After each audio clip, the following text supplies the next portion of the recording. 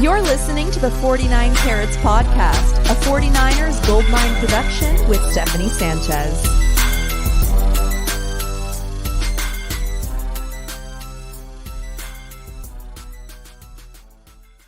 What's going on, everyone? Welcome to another edition of the 49 Carats Podcast. I'm your host, Steph. It is Thursday, November 16th. The 49ers are preparing for their Week 11 game against the Tampa Bay Bucs here at home. I don't know why I say here, Rob. I am not here as in like Santa Clara. I am all the way in Colorado, but I am there with them in spirit.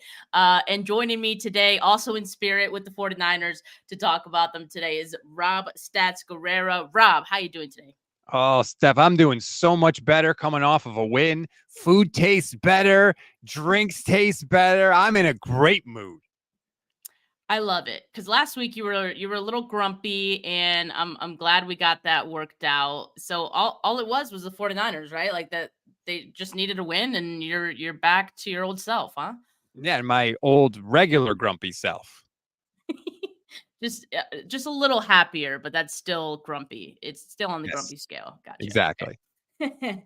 Well, okay, look, as always, we're going to start this show with this week in 49ers history. And I just got to put this picture up here because it is from the game that we're about to talk about. November 14th, 1993. The 49ers traveled to Tampa Bay to play the Bucs. The Bucs were wearing their orange creamsicle unis. I think that's what they call them, right? The orange creamsicle. Okay. Those are very clean, by the way. Yes. So the 49ers win that game 45-21. Steve Young threw 4 touchdowns that day. But that's not really what's special and why I'm bringing this up. What was special is that Jerry Rice caught all 4 touchdowns. He went 172 yards, 4 touchdowns on just 8 catches. I mean, what's incredible, Rob, is like as I was trying to look online for some of this stuff, sure, like the reason I had such a hard time finding like articles from back then is because it was 1993 and like the internet was in its infancy. But still, like, I kind of feel like part of it is because Jerry Rice just did stuff like this all the time. Like, this wasn't even probably his best game as a Niner, So I don't know. I was just kind of blown away at that stat line and also feeling like, yeah, that's just regular Jerry Rice. Yeah, it's freakish that he did that. He had 11 targets in the game, 8 catches, but no. That was not his number one game. In fact, that's not even in the top 10 in number one games for Jerry Rice, which is just an absurd. Like when you dig into the numbers for Jerry Rice, it's ridiculous. He had 2 Hall of Fame careers, honestly, if you really look at it. His top game ever, by the way, if you're wondering, would be against the Minnesota Vikings in 1995. Try 14 catches for 289 yards and 3 touchdowns. Just, by the way, one of 4 200-yard games for Jerry Rice in his career. The numbers are just ridiculous the more you dive into it. That's crazy. But I love that, though. And that's pretty much what I suspected, Rob, that, okay, this is probably not his best game, clearly. But do you know off the top of your head, Rob, like how, like the highest number of touchdowns he scored in one game? Yeah, he had 5. He has the record, okay, I believe. So 5. Yeah.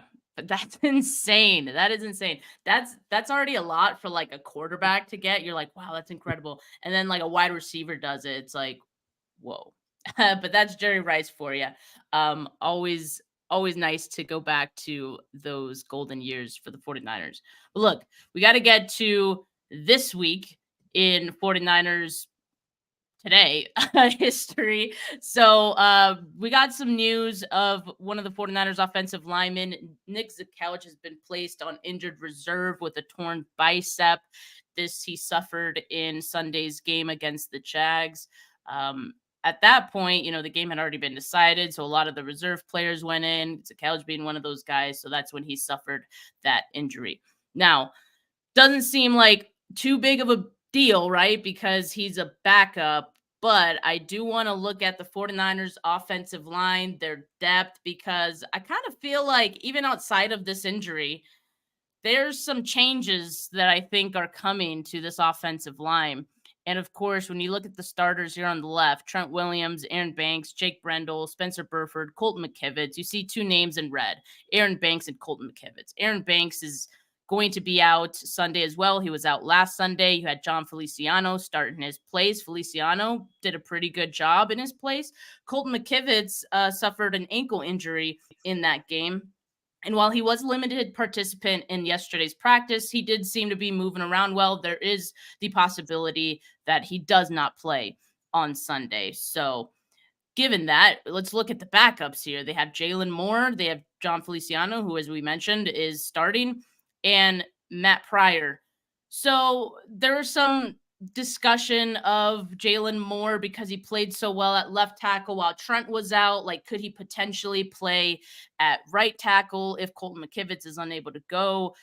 Kyle Shanahan left the door open for that. I mean, but they also have Matt Pryor, who has always been at the right side, at least for this 49ers offensive line. So, I mean, do you have any thoughts of Jalen Moore specifically?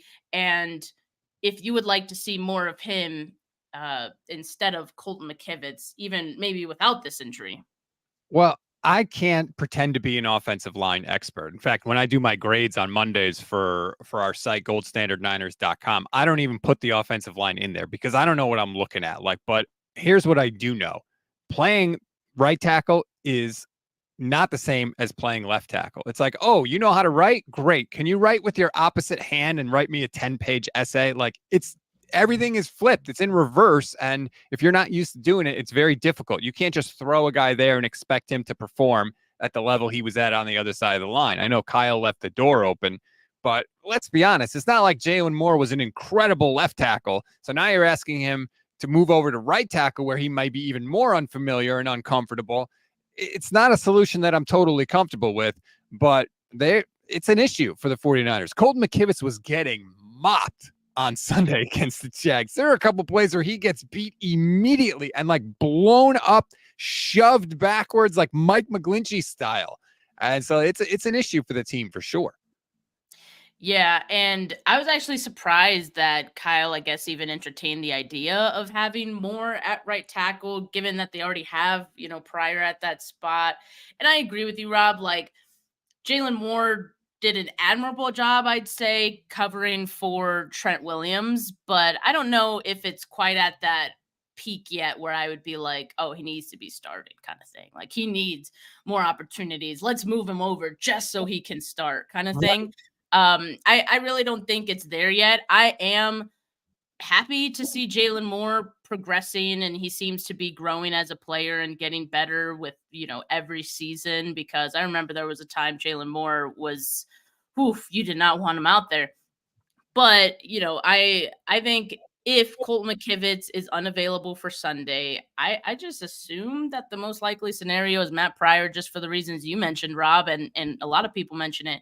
It's so hard to just switch sides because your body movement is the exact opposite. It's just, things could get weird. So for that reason, I don't think Jalen Moore in 1 week would be exactly prepped to play right tackle. But that being said, let's go back to the talk about Nick Zakelj being out, because the 49ers placed him on IR, as I mentioned. They're going to bring up someone from the practice squad this week for Sunday's game. So as options, they have Henry Bird, who they recently signed, Il Manning, Corey Luciano, Jesse Davis, and Alfredo Gutierrez. These are all options they can bring up. I don't know, honestly, like, who they would prefer over these guys. Henry Bird has only been with the team like a week and a half, maybe. And he was an undrafted free agent. Il Manning was an undrafted free agent, although I know, people have said good things about him. But of course, you mentioned this, Rob, all the time. The 49ers left him out of their 53-man. They made that risk, right, of another team picking him up. Another team did pick him up. They let him go. Now he's back on the 49ers practice squad. Corey Luciano, I don't know much about him. Don't know much about Jesse Davis. Alfredo Gutierrez has been with the team for a couple years now, but I really don't think he's at that point where, like, he's strictly developmental player. And so I don't know. Out of these names, like, again, we don't really know too much about offensive linemen and we're not experts, right? But I don't know. I'm kind of thinking maybe Il Manning or Cor Luciano would be the most likely names here to be called up. So on the one hand, I'll never forget Joe Thomas talking about Kyle Shanahan's system when it comes to the offensive line, because this I always thought was encouraging. He said that basically you don't have to be the best offensive lineman in the world to have success in this system, because a lot of the plays involve you taking certain angles and blocking certain people, that number one, you're just going to be set up to succeed because your angle is going to be good. And number two, you don't really have to block for that long. So that's a really good combination if you're not the best offensive lineman in the world. But on the other hand, like, who are we talking about here? Like, you just read the collection of names. If Corey Luciano was in this room with me, I wouldn't be able to tell you. Who are these people? I don't know. So, yes, great. We could have success because Kyle Shanahan puts you in a position to succeed, but also this offensive line has to work together. I think more than other offensive lines with this system, cohesion is really, really important. If even one piece of this offensive line doesn't function properly, the whole running game can be shut down. And that's a scary prospect because so much of what the 49ers do offensively depends on the success of the running game. So I don't care who you pick, and I don't know the difference between any of these guys, but they need to be able to function at an acceptable level here. And to me, I tend to favor guys that have at least been here longer because they probably know the system better. The only guy who has been here beyond this year is Alfredo Gutierrez. But, I agree with you. And it's not like the guy who's going to get brought up from practice squad is going to be getting snaps in this game. Like, if all goes well and there aren't any new injuries, like, that guy's not even going to need a play. So maybe we're making something out of nothing. But you did bring up something that I wanted to talk about, right? And it's the fact that the 49ers have kind of depended on developing offensive linemen rather than having like first year starters. And sometimes even after they've been developed, like we're seeing Colton McKivitz now, he's been with the team for a couple of years now. They're still not at that level where you can call them like a Pro Bowler or something like that. I'd feel a lot better if there were like more Pro Bowlers on this team. Trent Williams is probably carrying this offensive line. But I just wanted to go back to some of the names. Let me see here. So some of the offensive linemen that the 49ers have drafted in the Shanahan era. And if you look back, the highest drafted one was, Mike McGlinchey in 2018. That was when they were building the team basically brick by brick, right? So one of those bricks was Mike McGlinchey. He was drafted in the first round. Of course, since then, he's left in free agency. In 2019, in the 6th round, they got another tackle, Justin Skule, which ended up being their swing tackle for, when he was here. He left in free agency. 2020, 5th round, that's when they drafted Colton McKivitz. He is now a starter. 2021, so 2nd round. So that's like the second time that they kind of, I would say, prioritized an offensive lineman. It was Aaron Banks. He's now a starter. 2021, 5th round, Jalen Moore. He is a backup. 2022, 4th round, Spencer Burford. He's a starter. 2022, 6th round, Nick Zakalj, who has been placed on IR. And in 2023, they didn't draft any offensive linemen. And that was the first time they did that since 2017, which was Shanahan's first year, right? So this is just crazy to me. They've gotten a lot of tackles like in that span. But aside from that, like I kind of wonder, are they ready to admit that, okay, this plan of not prioritizing offensive linemen because we have a scheme that, makes offensive linemen, look good and all this stuff. Are they going to eventually do away with that? Because I would like them to at some point. Because also, I think they're also proving to themselves that the fact that they're not trusting these guys to start right away. I feel like Mike McGlinchey and Spencer Burford are probably the only guys who have started in their first year. And maybe that's more so for need than anything. So I think they're proving to themselves you can't just develop a guy for a couple years and expect that they're going to be like some good starting linemen, like 6th round, 5th round picks. You should be able to draft a guy highly, like in the first 3 rounds, and he should be able to start right away. If it takes them multiple years to learn the system and to develop into a good offensive lineman in your system, maybe your system isn't that easy for offensive linemen. And maybe you should be going for, I don't know, highly regarded offensive linemen in the draft. There's a lot of contradictions with the 49ers when it comes to the offensive line, because in some instances, we've seen them invest, right? They went out when Joe Staley retired and traded for Trent Williams immediately. There was no gap there. It was Joe Staley, then it was Trent Williams. They traded a 3rd and a 5th rounder, which is still one of the best trades ever, by the way. So, but they went out, they recognized the importance of that spot, and they got an all-pro. They signed Weston Richburg to a very big contract when he was there. It didn't work out because he got hurt, but they invested in that center position. They went out and they got Alex Mack after Weston Richburg. Like, they clearly did recognize that there are some spots on the offensive line that they think are worth investing in. And yet other times, like you pointed out, especially in the draft, especially right tackle, where they just kind of throw anybody in there. So it's really weird that they have certain spots that they think are worth spending their resources, and others they don't spend at all. I mean, just the fact that they think it's cool to have a rotation at right guard, right? They did it with Spencer Burford and Daniel Brunskill. Now they're talking about doing it again this year when Aaron Banks comes back with John Feliciano. Like, that's the weirdest thing ever. I've never heard of a team rotating their offensive linemen before in 38 years on this planet. I've never heard of that. The 49ers are doing it. And yeah, they've done it before, and it sounds like they want to do it again. So Feliciano, who, again, right now is playing at left guard for Aaron Banks. It sounds like even before this injury even happened, they were thinking of rotating him at right guard. And again, by the way, sorry to interrupt you. Yeah. This quote from Kyle that you have on the screen is such a crock. Nothing against Spencer Burford. Of course there's something against Spencer Burford. You don't randomly take a guy out of your starting lineup unless his play is not good, right? They're not rotating in one of the tight ends they drafted with George Kittle, right? They're not rotating Brandon Ayuk with Ronnie Bell, right? Why? Because those guys are really good. So that's a crock from Kyle Shanahan. That is such bull. And for the audio listeners who can't see the quote that I have up on the screen, it says, Kyle says, quote, "It had been discussed, nothing against Spencer, but I wanted to make sure that John knew that we were aware of how well we thought he had been doing. So that was something I just had mentioned to him and was planning on doing it," end quote. So, yeah, and I find this concerning because given the fact that they kind of had to rotate Spencer Burford and Daniel Brunskill last year at right guard, you would think that maybe they would prioritize right guard a little bit more.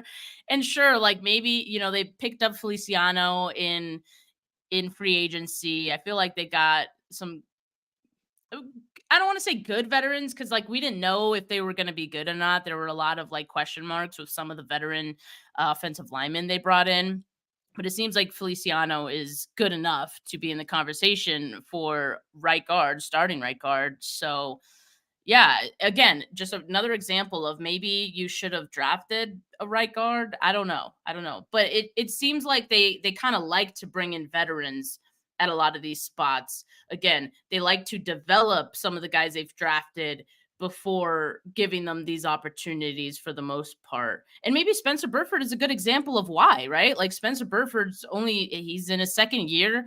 And is it second year? Or is my math wrong? Yeah, only his second year. For some reason, it feels like longer, but he's only in his second year and he's starting, but at what cost, right? Like they're still doing this teetering back and forth between him and other guys. So I don't know. It's just the way they operate with their offensive line is just a little weird. I think right now, Brock Purdy is doing a ton to mask what this offensive line truly looks like. Because I think if this was Jimmy Garoppolo at quarterback or just any other quarterback 49ers have had in the past that maybe isn't as pocket savvy as Brock Purdy is, you would see how I don't want to say bad, but just how not good this offensive line is. I completely agree with you. I think Brock has bailed them out in a big way, particularly against Cincinnati. You saw it a lot. He was using his legs. I mean, that was the only reason the offense was moving the ball at all, is because of Brock Purdy. And how often have we talked about wanting a quarterback that can do that? Because frankly, like from a pass blocking perspective, this offensive line in the Kyle Shanahan era has not really blown you away that much. They've always sort of had that guy you felt like, if it's 3rd and 7, the other team's lining up their best pass rusher over that guy, and they're going to disrupt the play. Yeah, and I think all of this discussion kind of brings me to a larger point that I wanted to touch on today, and it's the fact that I feel like Kyle Shanahan, the 49ers, whoever is the culprit here, I have to imagine it's Kyle, doesn't trust like young players. Like he wants them to develop a little bit more. And I want to go back to the 49ers drafts and go back to the first draft and see like who has actually developed into starters or a role player for this team. And like you go back to 2017, I mean, George Kittle is carrying that draft by himself pretty much. Some guys who had roles on this team, but a lot of guys, they let go in free agency or whatnot. Fine. 2018, you have Mike McGlinchey, Dante Pettis, Fred Warner, first 3 picks. I mean, that looks great. And just some of these like younger guys, we never really saw them get their opportunity. DJ Reed is a great example because he ended up getting picked up by another team. So sometimes not trusting your guys hurts you. Sometimes trusting them too much, like Dante Pettis, can also hurt you. Dude, 2019 to me is probably one of their best drafts to date. And only because best drafts. They went Nick Bosa and Debo back-to-back picks. And you have Jalen Hurd there who kind of like ruins it all. But Mitch Wishnowsky, 4th round. Sure, say what you want about a 4th round punter. He looked good on Sunday. Dre Greenlaw, 5th round. Justin School, we mentioned him already. But I want to look at these last few drafts because I feel like the early drafts, they were building the team. So a lot of those guys did get their opportunities. Now we're at a point where most of the roster and its foundations have pretty much been built. And now you're seeing guys who they're drafting not really getting their opportunities just because, well, they're so deep and they're so set at the starting positions. But if you look at 2020, like we mentioned, Colt McKivitz, he got drafted in 2020. He's getting his opportunity till now. I thought 2020 is actually a solid draft, given that they only drafted 5 players in that one. But all those guys have played a role on this team. I think Javon Kinlaw has been a disappointment. Brandon Ayuk is coming into form now, but it's been a long time to get him there. Colton McKivitz was a guy that they cut at one point that they themselves deemed wasn't good enough for their roster. Charlie Warner's been a bag of nothing. And Juwan Jennings, to be fair, has been a very productive player in the 7th round. So you got Ayuk and you got Juwan, and that's it. A bag of nothing is a little harsh. I mean, Warner's been out there and he's like been a blocking tight end. So great. He's participated. You could swap Charlie Warner out. Like, he's been any backup tight end. Sure. If you guys if you can get any guy to even participate, like I think that's fine. You already had George Kittle. Like he doesn't need to be anything more than a participator. But I don't know, that one in hindsight doesn't look so bad. And then you have honestly like 2021's, it's recent, right? But it looks fine to me. If you ignore the trays, just the 2 trays, just don't look at the 2 trays, and this is a pretty good draft. Like, see, it's not bad. Trey Lance never played, so I'm not going to give them my book is still out on him. Aaron Banks, has he been that great? Not really. He's been a starter, I guess. They don't really have a bunch of other options. Like John Feliciano has come in for Aaron Banks. Have we noticed a drop off? No. So like Banks has been okay. Trey Sermon, forget that. Ambry Thomas, we all thought was left for dead. Now apparently he's still alive. He's floating back on the raft with Wilson. Jalen Moore, but 5th round pick. Okay. Diamondor Lenore, very solid pick for a 5th round pick. Hufanga, they got an all-pro season out of, which is a little fraudulent, but still a very good player for a 5th round pick. And Elijah Mitchell, is a running back. So yeah, good, but replaceable, right? You're so harsh. But like, yeah, in the 6th round, he started an entire season for them. That's And more he than a set the lot of rookie people get out record of for the 6th round Niners picks. too, didn't he? What was that? Did he set the 49ers rookie rushing record? He might have, or he was Yeah, very that's close to it right. if he didn't do it. Yeah, that's right. I'm pretty sure he did get that. But anyway, so okay, 2022 is where things start to get dicey because these are guys who could have had roles. Like Drake Jackson very well could have had a role on this team, even dating back to last year. This year, he really had a huge opportunity, just didn't come to form in his 2nd year. We heard about all this conditioning stuff. Now he really just they kept adding guys to, and he kept getting pushed further down the depth chart.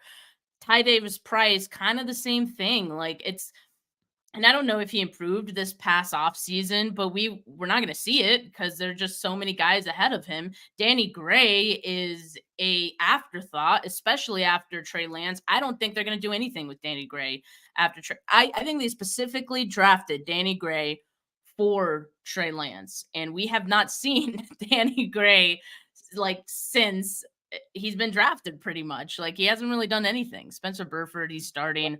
Womack, again, like he had an opportunity, just hasn't come to fruition. Seen him out there. I know he's coming off of IR. He has his 21-day window. Let's see if he can do something then. Nick Zakel on IR now, but like I didn't even feel like he really had an opportunity to become a starter, which I kind of felt like they liked him a lot and he could have potentially had that opportunity, but maybe just not at that level yet where they felt comfortable with that one. Clea Davis been hurt. Brock Purdy again carrying like the 2022 draft for this team. But when you look at these names, do you feel like it's a lack of trust for some of these players, or just like lack of opportunity, or both? So Drake Jackson, I felt like they appeared to trust him, right? They let him play last year. They basically handed him the job this year. And he, by all accounts, has tried really hard, put in the effort, reworked his body, and he hasn't been good. That's why they went out and got Randy Gregory, and that's why they went out and got Chase Young, right? If Drake Jackson balls out, they're not doing those moves. Maybe they add Randy Gregory, maybe, but they're not trading for Chase Young. So Drake Jackson he had an opportunity, and he just hasn't taken advantage of it. Ty Davis Price, they gave a little bit of carries to, and then he got hurt, and then it's like, that's it. Afterthought now. Danny Gray, same thing. He's been hurt multiple times, which is hilarious because he never even plays, and he still manages to get hurt. Spencer Burford, as you mentioned, is a starter. I feel like they've given very limited opportunities. So it's almost like, we'll let you play, but you better get it right, and you better get it right away. And if you don't, we ain't waiting for you. You're out. And once you're out with Kyle Shanahan, as we've seen, it's very, very difficult to get back in. I know people say that the draft is like a crapshoot, but at this point, like looking at this draft, it's kind of like they just draft guys for fun at this point. It's like, let's just throw something at the wall, see what sticks, kind of thing. Just because like it's tough, right? Because they have a lot of talented guys already on their team. But I look at other teams, like for example, the Eagles, who had a great draft in 2023. A lot of those guys are already like participating and starting and making an impact on that team. And it's like, wow, like how did these guys end up here? But also it's like they're going to be good for a long time because they got these guys, right? Like you look at the 49ers and you see a lot of older players. I think they're like the 4th oldest team. I think I saw that somewhere this week, the 4th oldest team. And I don't know if they're getting any younger because like these younger players aren't really getting the opportunities. And now we're looking at the 2023 draft.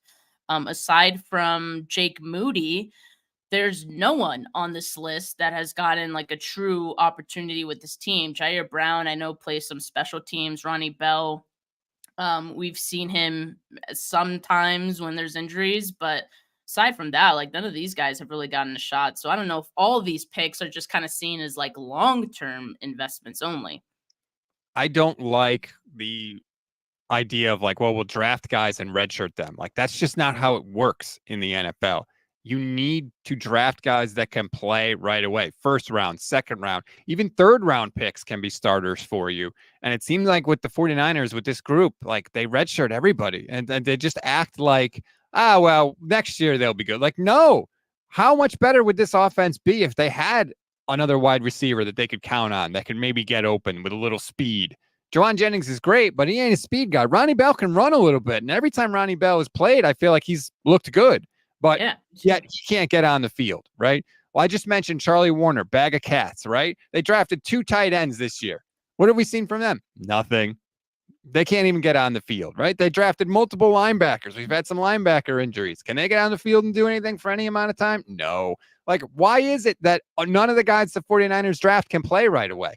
That's really weird. Yeah. And again, like, I think it goes back to a potential lack of trust in some of these guys.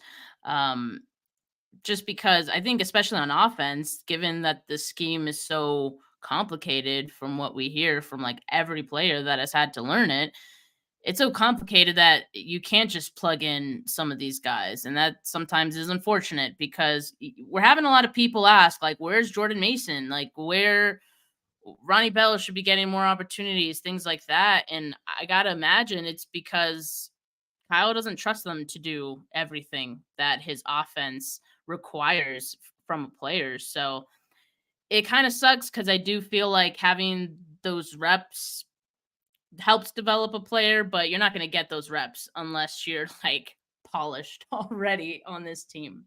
But isn't it incumbent upon you, if you know you have a very complicated system, isn't it on the coaches there to come up with some sort of summer school crash course, something, some program to get these guys up to speed, to be able to contribute in some way, right? Not saying you got to, be starters instantly, but like do something, contribute in any meaningful way to the team in their rookie year.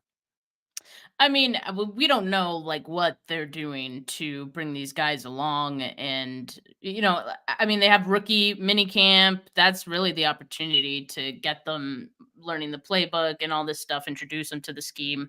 But I mean, I remember Kittle saying like it took him like a year to really figure it out. And he was starting in his first year, again, mostly by need. Mm-hmm. But I mean, I think that's just the nature of the offense in this game. So it just kind of it sucks because it feels like it robs guys of that first year opportunity for a lot of them. But I think eventually we'll see some of these guys have a role because then they'll be up to speed with everything. And just give it a couple years, guys. Some of these guys we'll see eventually. It's really hard to draft 2 years in the future, right? Like, it's like, oh, we're going to pick a safety because 2 years from now we'll need one. Like, that's really, really hard to do. Yeah, it is. I feel like they do that mostly on offense. Like, I feel like on defense, they've been able to work guys in a little bit better. But we'll see. Speaking of defense, though, yesterday the Texans released a familiar face from their practice squad, cornerback Jason Verrett. They had originally signed him October 11th, so he was on the team for about a month. Wasn't called up any games in that span. He's 32 years old right now. He hasn't played in the game since week 1 of 2021. That was with the 49ers. His last full season, and he even missed weeks 1 and 2 in that season, was in 2020, again with the 49ers.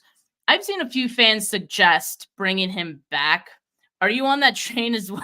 I'm assuming by your reaction, you're not on that train.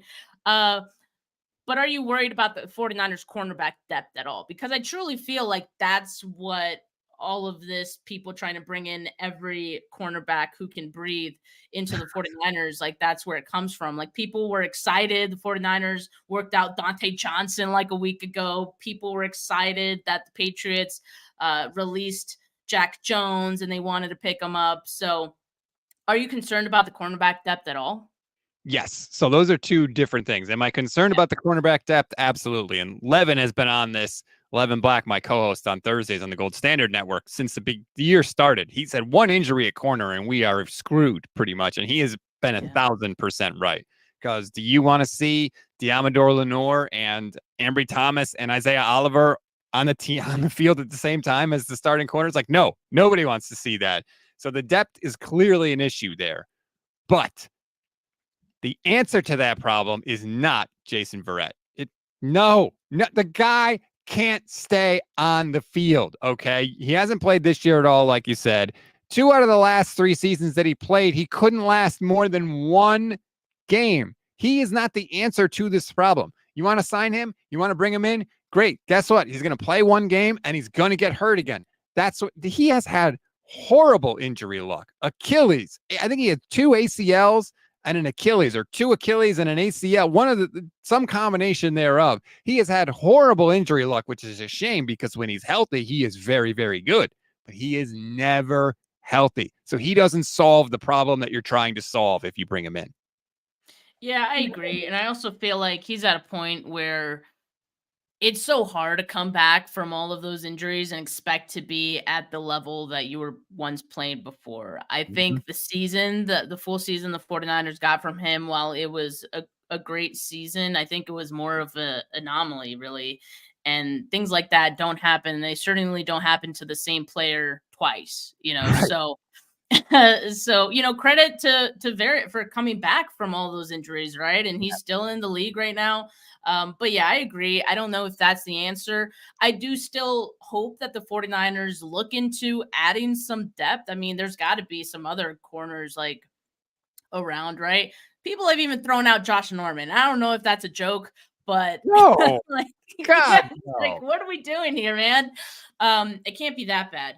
But you know what? If Samuel Womack comes back, if Darrell Luter comes back and they get on the 53, either one of those guys, I'd feel better about the 49ers cornerback depth. Yeah, you would think that it could help, right? Especially Darrell Luter, because one of the things that always stuck out to me about him was after he was picked, Adam Peters was like, "We think he can play right away." And like they never say that about rookies. And the fact that he said it, like that there's not going to be a steep learning curve there, that tells me that they had to be pretty excited about him. Now he's basically been out since mini camp, so that's unfortunate, but that at least gives me a little bit of hope because I feel like they don't usually say, "Oh, this guy's going to come in and play right away." So the fact that they were willing to do that means maybe there's hope there. Yeah, and so we'll see when those guys, either one of those guys is able to come back, maybe both of them. But of course, bringing them back requires the 49ers to then release a player to however many they need to cut in order to get both of those guys in. So that's kind of the weighing the options there for the 49ers. But the 49ers are going to be facing a group of really good wide receivers this weekend playing the Tampa Bay Bucs. They have Mike Evans. They have Chris Godwin. I like Trey Palmer, their rookie as well. The last time these two teams met, it was week 14 last season. The 49ers won 35-7 against a Tom Brady-led Bucs team. And I remember the Bucs blitzed the hell out of Brock Purdy in that game, as they should. What was it? His first official start. Yeah. So, I mean, they wanted to see what this kid had, and he did pretty good. He was 16 of 21, 185 yards, 3 total touchdowns. He averaged 8.8 yards per attempt, passer rating of 134. That's like the Purdy we know now, right? Like not much has changed. He's been blitzed a ton since then, a few times this year, and it doesn't seem to phase him all that much. Like, are you looking at this game as, another strong showing from Brock Purdy against the blitz?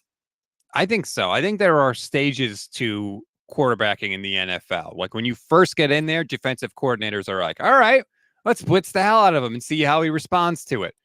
And if you can respond to the blitz, then it's like, okay. And then we'll go zone coverage. All right, you're good against the blitz. Let's do zone. Let's see if you can read the coverage and stay patient and take what the defense gives you. And then it's like, okay, if you're good against the blitz and you're good against zone, now we're going to man up on you. Let's see if you can make tight window throws, in very difficult circumstances. Then we're going to do that. There are like progressions in how defenders or defensive coordinators play you.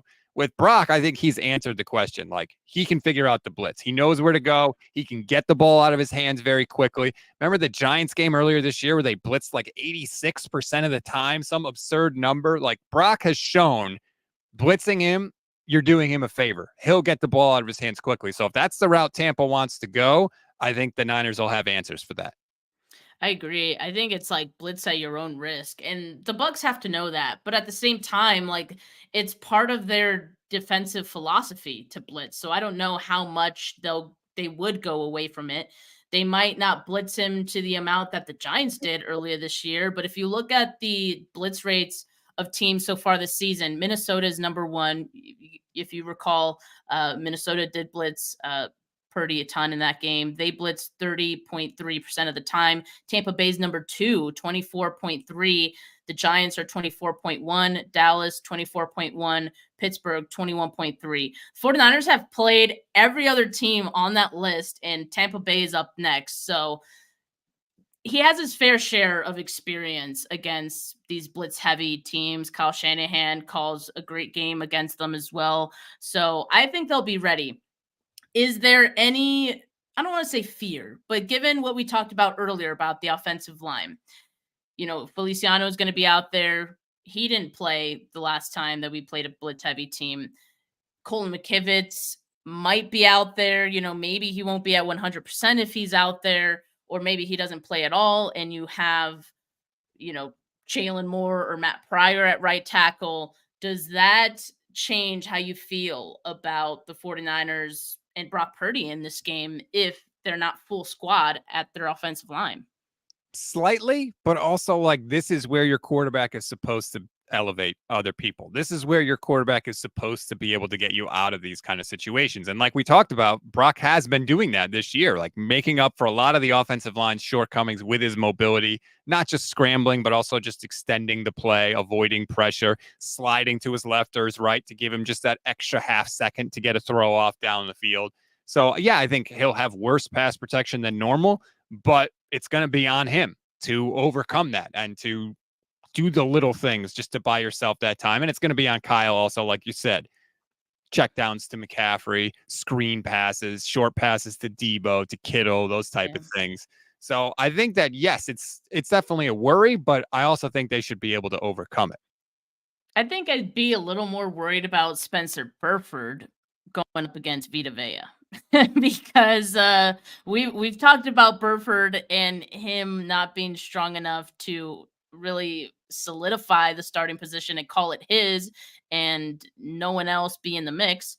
But Vita Vea is one of the best interior rushers in the league, and he will make you pay. I already see it in my head, like Burford being pushed back and bullied and getting pancaked or something by Vita Vea. So that would be my concern. Shaq Barrett, really good pass rusher, but he'll probably be lining up mostly against Trent Williams. So of course you feel a little bit better about that. I don't know. I kind of feel like this might be a good George Kittle game too. Like he has stayed involved in the offense.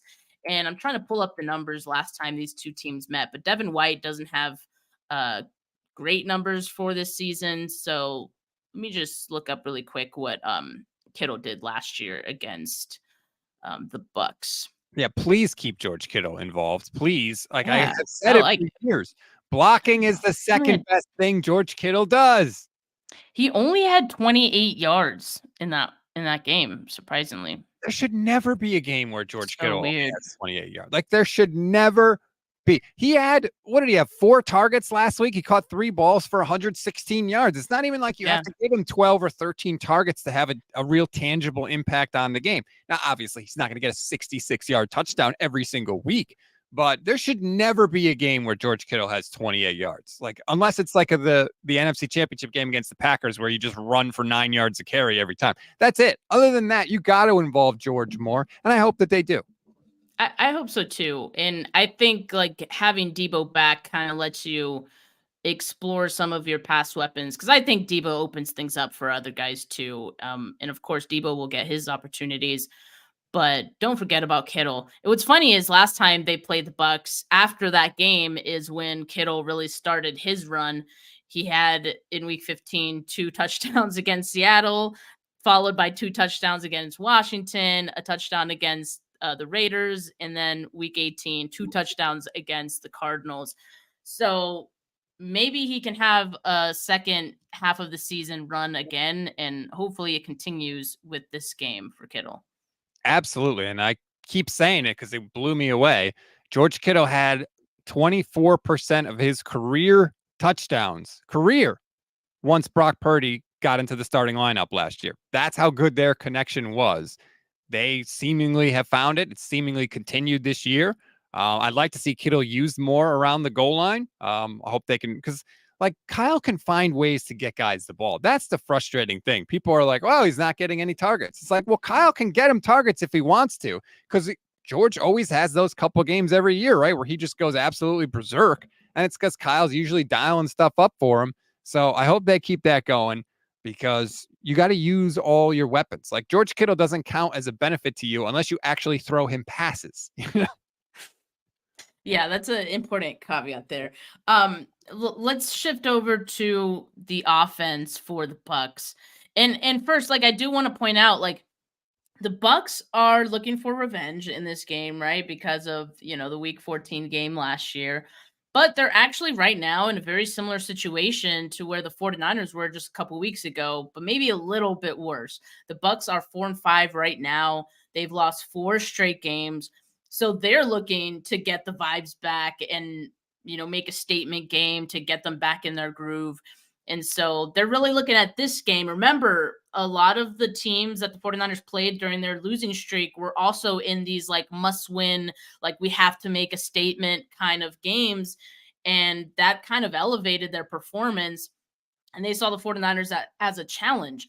I kind of worry that the Bucs would want to do the same thing, but the question is, are they equipped to do it? Now, you look at the quarterback, it's Baker Mayfield. We talked about the wide receivers, great wide receivers, but again, the quarterback, Baker Mayfield, he's not Tom Brady, but even Tom Brady, the 49ers were able to beat pretty handedly last season. But I just kind of wonder if their offense will be enough, if the 49ers defense plays like they did last week, if they can overcome the 49ers defense at all. Not sure they could. This is what scares me a little bit. The 49ers are built to get up by multiple scores, make you one-dimensional, and make you have to pass. Well, the Bucs are already one-dimensional. They Yeah. stink. They average 3.1 yards per carry. That is dead last in the NFL. They cannot run the ball. And like you said, they have very good wide receivers in Godwin and Mike Evans. Mike Evans especially, so underrated, like does not get enough love. 1,000 yards every single year of his career for, I think, 10 straight years. Nobody else in the history of the NFL has ever done that, including that wide receiver we talked about at the beginning of the show. So Mike Evans is a really good player. So Tampa, all they can do is throw. So it doesn't matter if the 49ers get up by 1 score, 2 scores, 3 scores. Their game plan is not going to change. I think the real question for the 49ers is, can they get pressure on Baker Mayfield quickly to not allow him to take those deep down the field shots to Mike Evans and Chris Godwin? Because I think that if Baker has time, he can hurt the 49ers there, because they can just kind of YOLO this thing and chuck it downfield and let Mike Evans battle for 50-50 balls or hope to draw a bunch of flags, because that's probably a real possibility too. Yeah. So to me, the pass rush is going to be key. Can they get to Baker and not let him get those deep passes off? Because if they can, they'll be okay. But if he can get them off, Baker can sling it a little bit. So that would make me a little nervous. Yeah, and sorry I misspoke. The Bucs did win in week 10, so they had lost their 4 games prior to that. But going back to Baker, I was a little disappointed to hear that Nick Bosa, doesn't want to continue his beef with with Baker. He said he met him this offseason and he's a nice guy. No, man, I need Nick Bosa to be pissed, and I need him to want to get the sack so bad. Because the way he played last week, I think that's the Nick Bosa we were all expecting in every game this season. So hopefully with the addition of Chase Young, he can continue that. But I do want to talk about, the Bucs being one-dimensional, because I was looking at the numbers. Their percentage of pass plays is 63.3%. Their run plays 63.7%. So they're a team that is clearly comfortable with not running the football. And whether that hurts them or not, I don't really know. But I do want to say they have a really good running back in Rachaad White. I know because I have him in a couple of my fantasy teams. And it's not just because of how he runs. He catches balls out of the backfield too. So I would expect, the Bucs try to get some screens going, get him involved in the passing game as well. That's like the X factor potentially for them in this game that the 49ers have to make sure doesn't get out of control. And they got to improve on their missed tackles. They had 7 last week. If they can improve on those things, penalties too was kind of a thing for them. 7 penalties, 90 yards against the Jags. It didn't hurt them in that game, but you never know when it's going to hurt you. Yes. So I hope that's going to be one of the things that improves in this game. And don't play down to your opponent. If the 49ers can play a clean game and get back to how they were looking, before week 5, maybe, no one's going to be able to beat this team. If the 49ers play their best, no one can beat them. I've been convinced of it. If they play their absolute best, which they still haven't done this year, really, because Kyle even said, there were things they were doing during the winning streak that they sort of got away with. But if they were to play their best, no one beats them. And look, I don't even think they need to play their best in this game. Protect the football, run the ball with McCaffrey, which I think you're going to be able to do, and get pressure on Baker, which I think you're going to be able to do. They should be able to beat this team. There's a reason it's a double-digit spread this week. If I'm the 49ers, my goal should be get up by 3 scores as fast as possible and get everybody the hell out of the game. Get Trent out, get McCaffrey out, because they got to play the short week in Seattle on Thanksgiving. Right. So you're right. I mean, not that I want them to look ahead, because I feel like that can distract the team from the game that's in front of them. I don't want them to be thinking about the Seahawks game already. But as a coach, I feel like you do kind of have to think about those things and think, let's get them off the field. It's actually incredible how many times the 49ers with Brock Purdy at quarterback and with Christian McCaffrey have been able to get off the field early. And you see the backup out there. It actually, the last time they played the Bucs, Josh Johnson came in because they went up, so early, I guess, in this game. So if they can do that again, it would be great. It would be much appreciated, because we all need the 49ers to win a week from today on Thanksgiving. We don't want our holidays ruined. So please, for the love of God, let's just get this win on Sunday and be ready to go for next week's game. But Rob, do you have any score predictions for this one?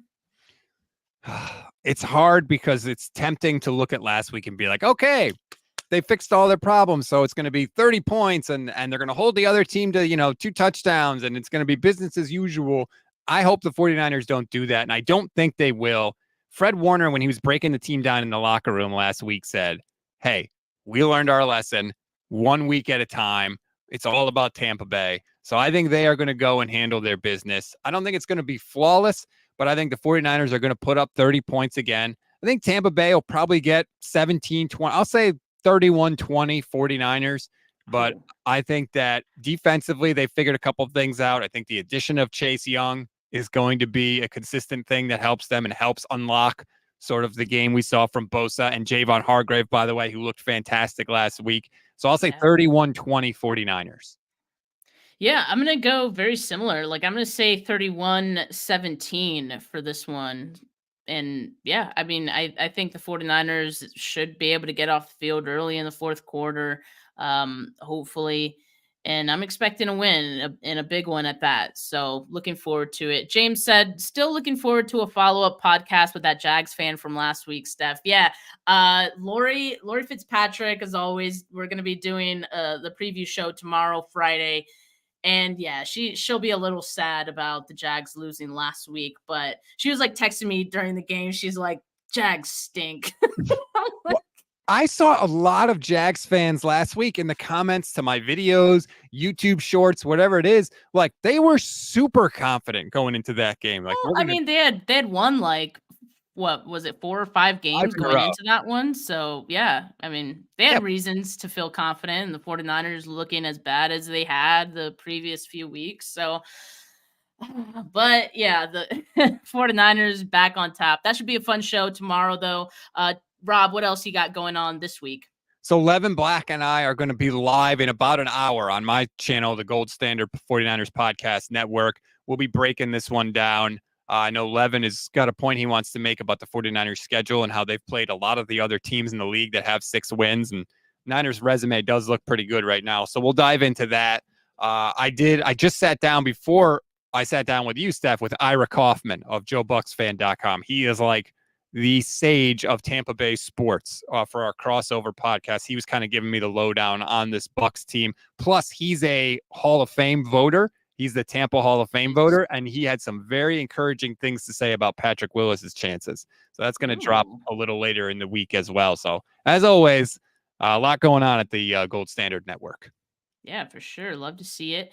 Make sure you guys like this video. Make sure you subscribe to the channel if you have not yet. Not just mine, but the Gold Standard Network as well. Rob's always putting out great content every single day for you guys, as am I. So make sure you guys show some love. Audio listeners, make sure you guys leave a review, a rating, whatever it is. We really appreciate it. But for now, have a good rest of your Thursday, folks. Peace.